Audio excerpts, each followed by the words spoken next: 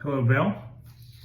I hope that your past week, this last week, went very well for you. So for today, we're going to discuss something called a thought record. And a thought record is a tool that we can use in cognitive behavioral therapy to kind of take a look at our thoughts, examine them, get a sense of kind of how we think, and then possibly the ideas of challenging those thoughts or looking at the evidence we can kind of see it as. And I'm going to show it to you, and then we're going to come up with a plan, okay? So as you can see, there's 5 boxes here. Okay, there's something called this. There's the situation, the thought, the emotion behind it, the behavior, and then the alternate thought. So the situation is going to kind of be that time where you might have a trigger, something might be anxiety provoking for you. It could really be anything that creates that response. And then the thought is going to be what we're thinking during it. Okay. The emotion is going to then be the emotion that we're thinking during it. The behavior might be the subsequent behavior, and then the alternate thought. So this is kind of really where we want to put some thought into it, and this is going to be a way that you can change your thinking.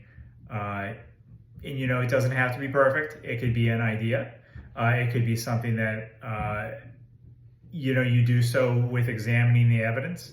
Also with, again, challenging your thoughts. So we're trying to think about it, but it doesn't always have to be correct. It has to be, but what we want to do is we want to put it down on paper, okay? So I'll give you an example of how I would do it.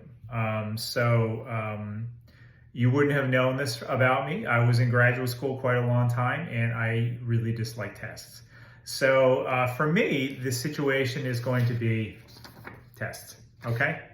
My thought behind the test, since I really don't like them, is going to be, I'm going to fail, and I'm going to fail out of school.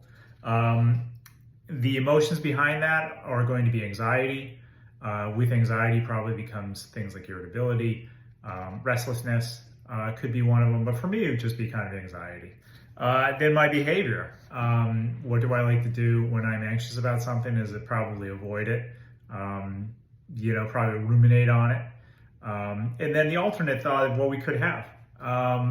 The alternate thought would be that I've been in graduate school for a very long time and I have not failed out yet on a test. It's always worked out. The score might not be perfect. It might not even be passing, but it's going to go all into kind of this big kit and caboodle that's going to determine whether or not you're going to pass, to which I always have. So that would always be, that would be kind of how I do it. Now, in terms of documenting, you don't have to walk around with the thought record. I would like you to do something that's going to work for you. We have technology, and we have our phones on us all the time. So one way you can do this is you can leverage technology. You could do this by, some people can write down on memos on their phone about how they're feeling, maybe, kind of get into these 5 points is what you want to do. Voice memos is one way of doing it. And then also taking a video of yourself is another way of doing it. What you'll want to do, though, is when you get home, is what I'd like you to do is then take that information that you have and put it into this thought record.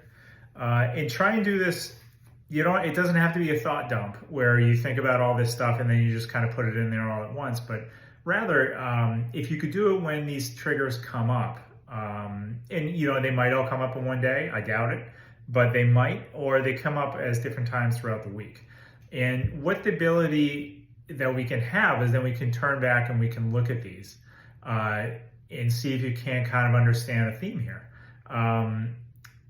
Again, so it's going to be looking at the situations and then understanding your thoughts during it, how you could challenge those thoughts, and then what we can do together is we can then examine the evidence and then see if we can't kind of come up with a little bit of almost like not a plan, but like a muscle maneuver. So one that comes up as muscle memory is when I get these thoughts, instead of me just going from 0 to 100 or me becoming avoidant in something, I instead will automatically now start thinking about, my alternative thoughts, and I'll start looking at the evidence that is in front of me instead of allowing that emotion to take over and just simply go wherever it wants to. So it's a learned technique. It's not going to be perfect the first time, and honestly, it doesn't have to be perfect.